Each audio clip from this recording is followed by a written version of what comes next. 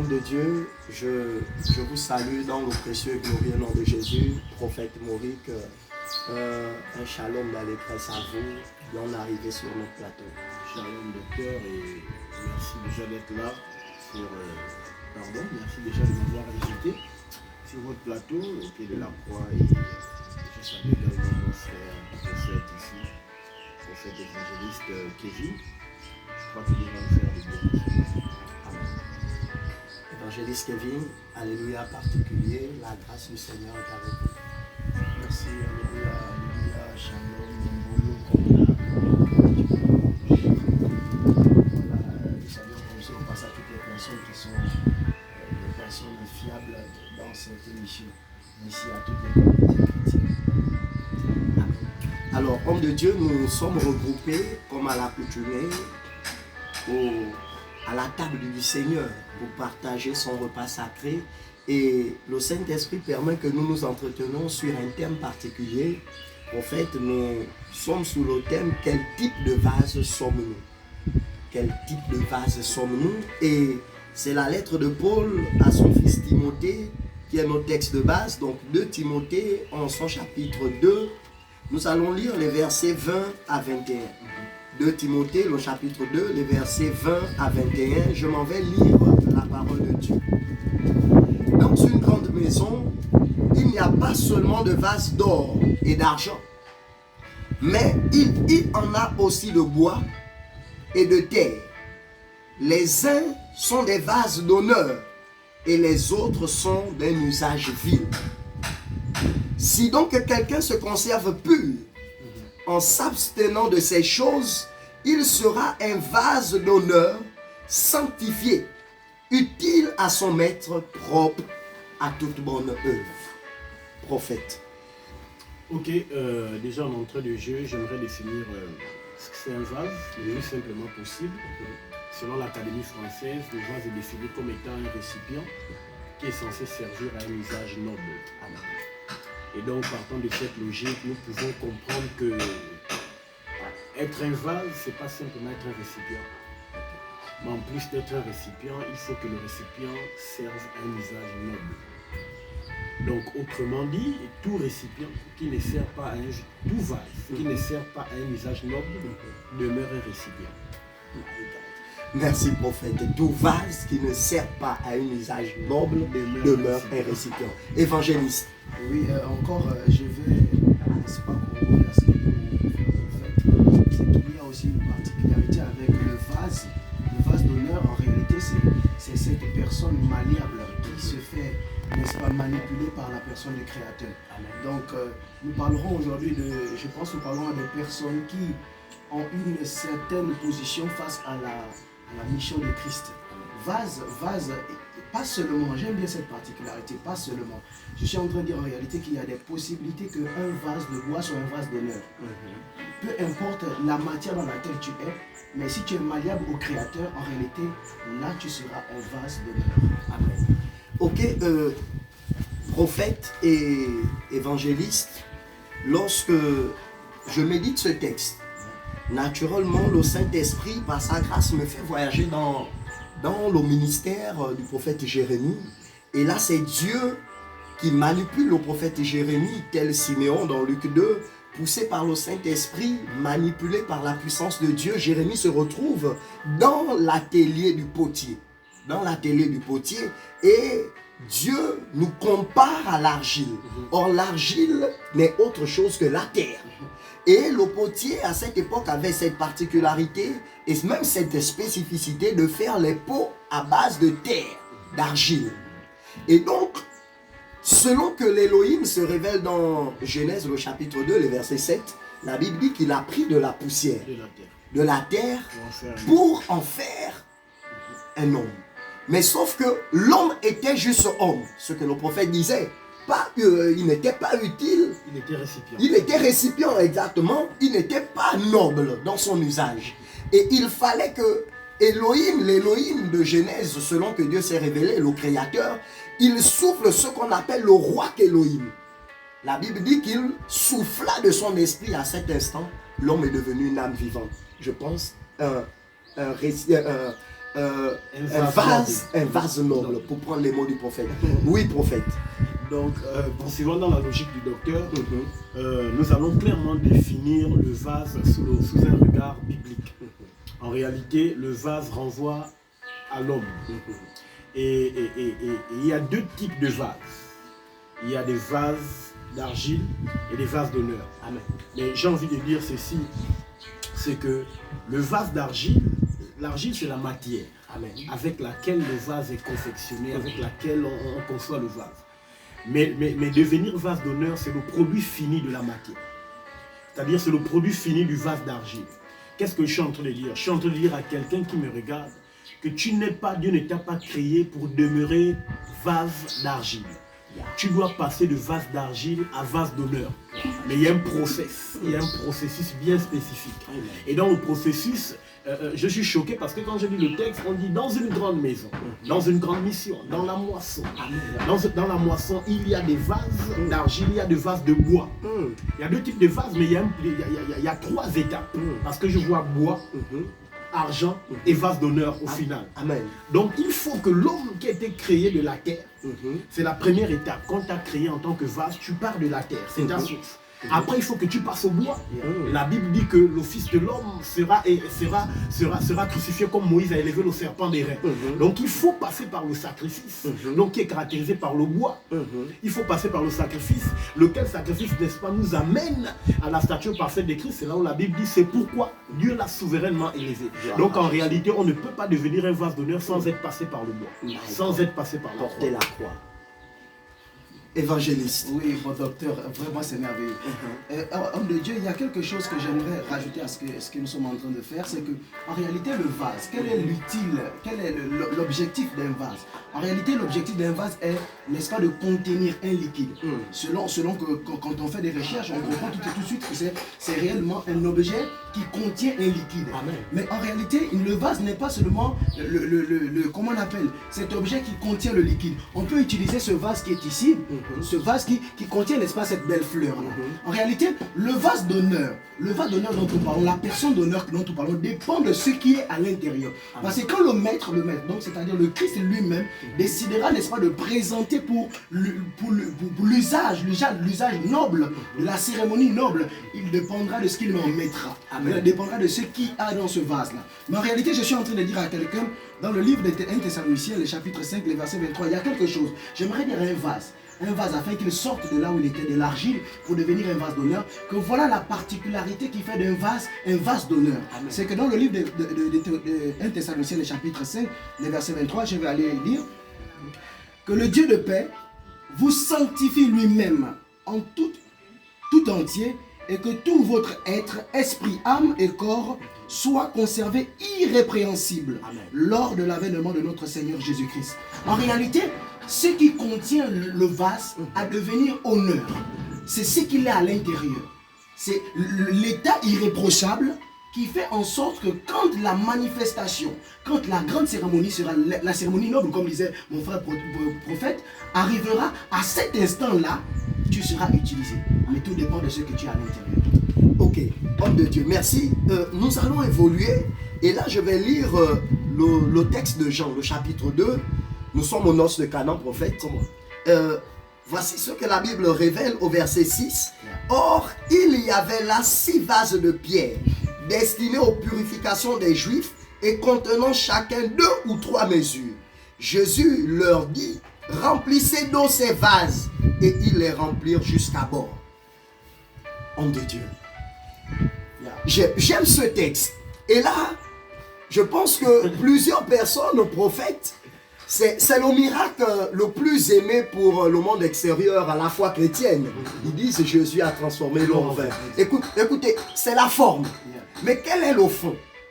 Parce que Paul nous dit que la lettre tue, mais la révélation de la lettre exactement procure la vie. Écoutez, le premier miracle de Jésus qui se fait dans un mariage, c'est la réparation de ce qui a été causé dans Genèse le chapitre 3. Le diable est venu détruire premièrement la famille. Il est venu détruire la famille représentée par le père Adam et la mère Ève. Et on sait que l'église, le corps du Christ, l'église n'est autre chose que le rassemblement de plusieurs familles. Et donc, lorsque le grand frère, le Christ arrive, la première chose qu'il doit faire, il doit rétablir la famille. Et là, ces vases représentent les familles que nous sommes. Ces vases représentent les ministères que nous portons. Et là, nos ministères, nos églises se sont vidées de ce qui procure la vie selon Jean 1 de la parole. Et donc le Christ sait que pour l'exercice de son ministère, ce miracle est parlant pour la suite, il faut qu'il remplisse les hommes que nous sommes, les ministères que nous représentons, les familles que nous avons dans nos assemblées de la parole de Christ, de l'évangile. Et là, il précise de remplir à bord. Il dit dans le livre de Jean, le chapitre 8 et verset 32, que vous connaîtrez la vérité. Et c'est celle-là qui vous affranchira. Prophète. Docteur, c'est compliqué, c'est souvent compliqué d'intervenir après vous. Le Saint-Esprit est là. Ok, partant dans la logique du docteur, je crois que nous avons besoin de passer à un autre niveau de vase. Amen. C'est-à-dire, nous avons besoin de sortir de la logique du vase qu'on nous a présenté. Il faut que, et là j'ai le texte qui me vient, et là j'ai les écrits de l'apôtre Paul qui me viennent en tête. Il dit j'ai les douleurs de l'enfantement jusqu'à ce que le Christ soit formé en vous. Ça va être au Galate. Jusqu'à ce que le Christ soit formé en vous. C'est la cap, c'est le fait que le Christ soit formé en nous qui nous fera paraître comme étant des vases d'honneur. Donc aussi longtemps que nous ne connaîtrons pas la vérité, parce que la vérité c'est la vérité de Christ. Amen. Et la Bible dit Christ en moi, l'espérance de la gloire. Je suis choqué parce que, bon, là c'est peut-être une brèche que je veux ouvrir, mais quand l'apôtre Paul parle, l'apôtre Paul ne dit pas que Jésus est en moi l'espérance et la gloire. L'apôtre Paul dit Christ. Donc nous voyons clairement que il s'agit de la même personne, mais il y a deux dimensions différentes dans la même personne. Il faut que la dimension du oint de Dieu soit formée en nous pour que nous devenions des vases d'honneur. Donc en réalité, je vais choquer quelqu'un. Jésus seul en toi ne peut pas faire de toi un vase d'honneur. My God. Parce que Jésus... Est-ce que je peux choquer des Avançons. Parce que Jésus, Jésus c'est l'homme. Jésus c'est le fils de Marie de Joseph. Mais celui qui est ressuscité c'est le Christ. Et là quand on parle de résurrection, on n'est plus au niveau de Jésus. On a dépassé la dimension homme. On est dans la dimension esprit. On est dans la dimension oint de Dieu, Mashiach, le Christ. Il faut que le Christ soit formé dans les chrétiens. Il faut que le Christ soit formé dans les gens afin de devenir des vases d'honneur. Aussi longtemps, est-il possible qu'aussi longtemps que tu demeures un vase d'argile parce que tu es trop attaché à Jésus. Détache-toi. Embrasse le Christ. L'apôtre Paul, je vais terminer par là, n'a pas rencontré Jésus sur la route de Damas. Docteur, je suis désolé. Non. L'apôtre Paul a rencontré le Christ. Pierre a marché avec Jésus, il a régné Jésus. Mais quand l'apôtre Paul a rencontré le Christ, il a combattu le bon combat de la foi jusqu'à la fin. Il est devenu un vase d'honneur. Évangéliste. Devenir un vase d'honneur. L'exercice d'un vase d'honneur. Je vais rester dans la caricature de la personne de Paul. Je vois ici cet homme, Paul, qui dans le livre de Galates 5, je pense, il déclare, Ephésiens 5, si j'ai bonne mémoire, il parle, il dit, moi le prisonnier du Seigneur. Moi le prisonnier du Seigneur. De pourquoi Paul se taxe étant le prisonnier du Seigneur? Je suis en train de dire en réalité qu'un vase, en vérité, il est prisonnier de l'esprit, de ce qu'il contient. Et je suis en train de dire en réalité, comme le Christ le disait, que ce n'est pas ce qui rentre et qui souille l'homme, mais c'est ce qui sort de l'homme. Qu'est-ce qu'on a mis à l'intérieur de toi qui fait en sorte que ce que tu sortiras te rendra un vase d'honneur? C'est ce que tu sortiras en réalité, que tu auras emmagasiné au-dedans de toi, qui fera de toi véritablement un vase d'honneur. Parce que je suis en train de parler à quelqu'un, tu t'appelles Kumba, tu t'appelles François, tu t'appelles Elodie. En réalité, ce n'est pas toi. Elodie, c'est le corps que tu portes. Je suis en train de parler à l'esprit, le souffle qui est au-dedans de toi. Le vase d'honneur qui est au-dedans de toi. Ce dont il vient en toi. Il faudrait qu'il sorte. Mais pour qu'il sorte, il faudrait qu'il y ait ce dépôt-là. Il faudrait qu'il y ait ce dépôt. Et on retourne dans le livre de Jean 1, le verset 12. Il dit à tous ceux qui l'ont reçu une puissance. Mais attends, lesquels sont nés? J'aime bien cette partie. Lesquels sont nés? C'est ceux-là qui ressortent. La naissance, sortir. De dire à Nicodème, Est-ce qu'il faudrait que je rentre encore dans le ventre de ma mère? Non, il faudrait que tu ressortes ce que tu as pris dans le ventre de ta mère, par les entrailles de Jésus-Christ. Merci, évangéliste. Alors, prophète, je voudrais rentrer dans l'intimité du potier. Oh my God. Je voulais rentrer dans l'intimité du potier. Et là, c'est le prophète Jérémie, je l'ai cité dans mes premiers propos. C'est Dieu qui emmène Jérémie dans l'atelier du potier. La spécificité d'un vase, c'est qu'avant d'être présenté au grand public, il est travaillé, il est caché. Et j'aime le texte de Romains, le chapitre 8 et verset 19, on dit que la nature, on dit la société, ardent désir, la révélation, la révélation, je m'arrête sur la révélation. Elle n'attend pas les fils, elle attend la révélation. Littéralement, la révélation révélée, c'est le fait de présenter au grand jour ce qui était caché. Et donc, je suis en train de dire, je crois fort bien que l'une des étapes extraordinaires, importantes, dans le sens divin du terme, avant d'être ce vase d'honneur, je pense que la qualité de ton intimité, dans ce que j'appelle le va cache-toi, va définir la qualité de l'admiration du vase que tu es. Regardez, je vais terminer avec Moïse. La Bible révèle que c'est 40 jours à la montagne. Et lorsqu'il descendait, il était tellement vase d'honneur à telle enseigne tout le peuple ne pouvait pas le regarder. C'était pas possible. Le Christ, pour commencer sa mission, en tant que vase d'honneur, la Bible nous dit que c'est 40 jours et 40 nuits. Pourquoi le vase d'honneur doit-il être révélé? Autrement dit, il faut qu'il soit caché avant d'être révélé. Le cache-toi, prophète. L'importance. Pourquoi le cache-toi? L'importance du cache-toi, je dirais simplement que Dieu, dans toute l'histoire de la Bible, à chaque fois que Dieu n'a jamais révélé un homme sans l'avoir caché avant. Dieu n'a jamais révélé un homme sans l'avoir caché avant. Ce que j'ai envie de dire à quelqu'un, c'est que si tu n'as pas appris à écouter Dieu en intimité, il te sera difficile de reconnaître la voix de Dieu en public. Prophète, insiste sur cette partie. Et là, j'ai ce texte qui me vient. La Bible dit, je ne connais pas le texte, le docteur est là, je pense sous son contrôle. On amena un jeune sourd à Jésus. L'une des choses qui me dérange, c'est que Jésus, avant de commencer à poser une action prophétique sur le sourd, il le sort de la foule. La Bible dit Jésus le sort de la foule. Plaça ses doigts dans ses oreilles. Et il dit, Ephata, ouvre-toi maintenant. En fait, j'ai compris une chose. Est-il possible que la surdité de ce jeune homme était liée au fait qu'il soit dans la foule? Il faut avoir appris à écouter Dieu en intimité pour pouvoir reconnaître sa voix au milieu de la multitude. Donc l'importance d'un vase, du va cache-toi, il est important. Le va cache-toi, c'est la formation. Le va cache-toi, c'est l'apprentissage de l'écoute de la voix de Dieu. Le va cache-toi, c'est la prière, c'est le jeûne. Tu cherches la face de Dieu. Ce n'est que quand Dieu est convaincu que tu l'as trouvé dans l'intimité qu'il te met sur les projets. Merci, prophète. En 2 minutes, il nous reste 2 minutes, évangéliste, 1 minute. Le va cache-toi pour devenir ce vase d'honneur. Le va cache-toi n'est que pour ne pas répéter les mêmes mots que mon prophète, le va cache-toi n'est que cette relation intime, tel un homme et une femme après la célébration du mariage. Amen. Qui après doivent consommer le mariage, qui seul entre les deux, l'homme et la femme, savent réellement ce qui se passe. En sortant de là, le mari sait ce qu'il a dit à sa femme, la femme pareillement sait ce qu'elle a dit à son mari.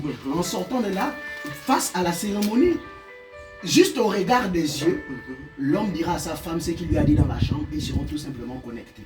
Je suis en train de dire à quelqu'un, en réalité, il faudrait que tu passes du temps en intimité avec ton Christ. Reste en communication avec le Christ. C'est pourquoi le Christ prend de ses disciples, malgré qu'ils étaient toujours attroupés devant un peuple, il les ramène toujours dans l'intimité. Car la profondeur de ton ministère dépend de ton temps, ta durée dans l'intimité. Amen. C'est cette qualité-là. Évangéliste, nous allons clôturer avec alors que le Christ repartait au moment de l'ascension, il donne une recommandation capitale aux disciples. Il dit de ne pas s'éloigner, de rester dans la chambre haute.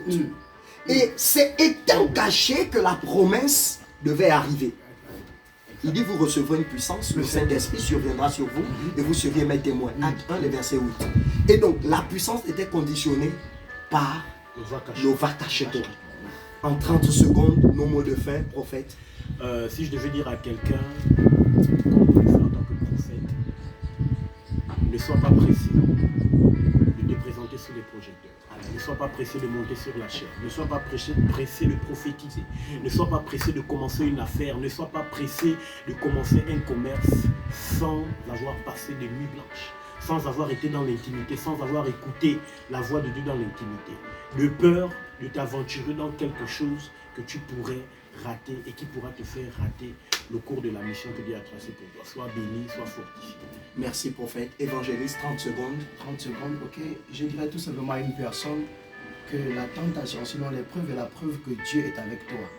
En tant que vase, en réalité, pour arriver à être honneur, il faudrait que tu arrives à passer tes temps de persécution, tes temps d'épreuve comme des examens, tel un enfant du CM2 pour la 6e, un enfant du premier cycle pour le second cycle, un enfant de terminale, ainsi de suite. Il faudrait que tu arrives à cela pour que tu sois devant Dieu irréprochable. Quand tu deviendras irréprochable à l'approche du Seigneur, en gardant réellement ses commandements selon le livre de Jean 14, le verset 15, là à partir de ce moment, véritablement, il te prendra et tu seras un vase d'honneur. Ok, merci homme de Dieu. Nous retenons que pour devenir ce vase d'honneur, utile à notre maître, il faut être rempli de la parole de Christ, son évangile. Et lorsque nous sommes remplis, il faut pouvoir aller dans l'intimité, selon les mots du prophète, pour écouter, s'accoutumer, s'habituer à la voix de Dieu. Et c'est à cet instant, selon les mots de l'évangéliste, que nous deviendrons utiles à nos maîtres, utiles à Christ, utiles au ministère. Que la grâce de Dieu soit avec nous et que la paix de Christ localise chacun de nous pour faire de nous des vases d'honneur. Merci à vous, hommes de Dieu. Nous saluons tous ceux qui nous ont regardés.